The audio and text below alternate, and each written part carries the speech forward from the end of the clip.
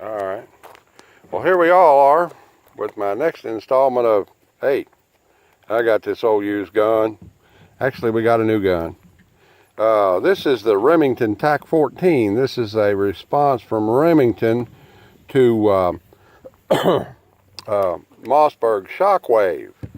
I actually like it a little bit better, and I'm a little bit stronger 870 guy. I'm going to hand this phone off over here to Eddie Ray. And it's on running there. Now let's see. So the Tac-14 works just like any other 870 shotgun. So we're going to talk about that for a minute. My marksmanship tip for today is how to get a shotgun loaded and unloaded safely. First thing you do is you put that thing on safe. Now what I do is, when I load one, I'll generally load combat load, which means I'll drop a round into the chamber and close it. And then you're hot, ready to go. But for demonstration purposes, I'm going to put 2 rounds in the shotgun magazine to demonstrate one method of getting it unloaded.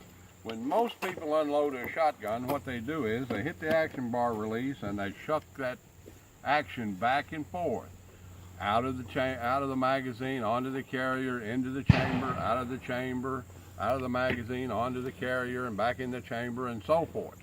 Every time you load that thing up, trying to get it unloaded, you've got a potential for accidental discharge. So the way we do that is, make sure your gun's on safe.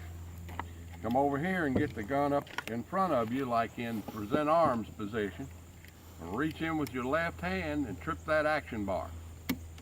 And then kind of massage that shell in there. This is a new gun, it's hard to do it. Kind of massage that shell a little bit, and you can trip it and it'll come out. And then repeat that process over and over until your shotgun magazine is empty.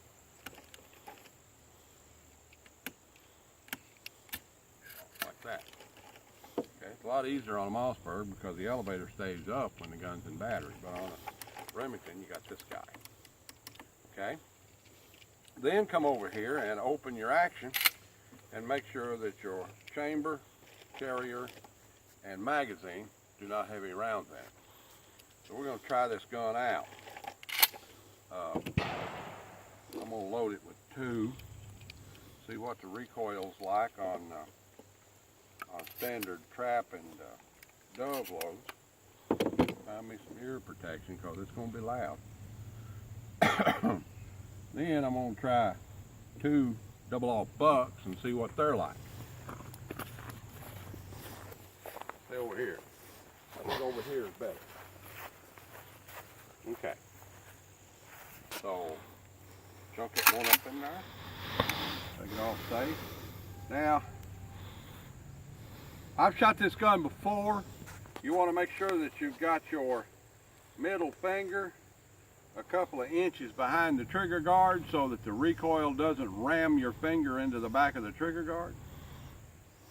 Get a good grip on it. Come up here and get it on the back of the forearm so that you don't get in danger of running your hand out in front of the gun when you shuck one in there.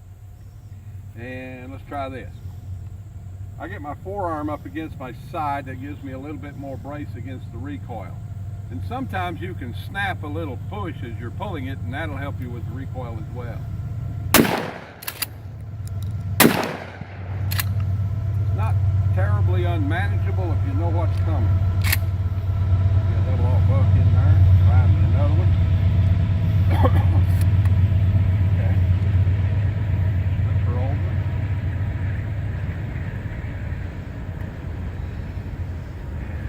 Try that. And it didn't hit nothing. So recoil is not terribly unmanageable. The position of the bird's head grip as opposed to a pistol grip negates a lot of the recoil, but it's still got quite a bit of jump. Look into one. Make a great home defense gun, make a great gun to carry around the car, legal in all 50 states.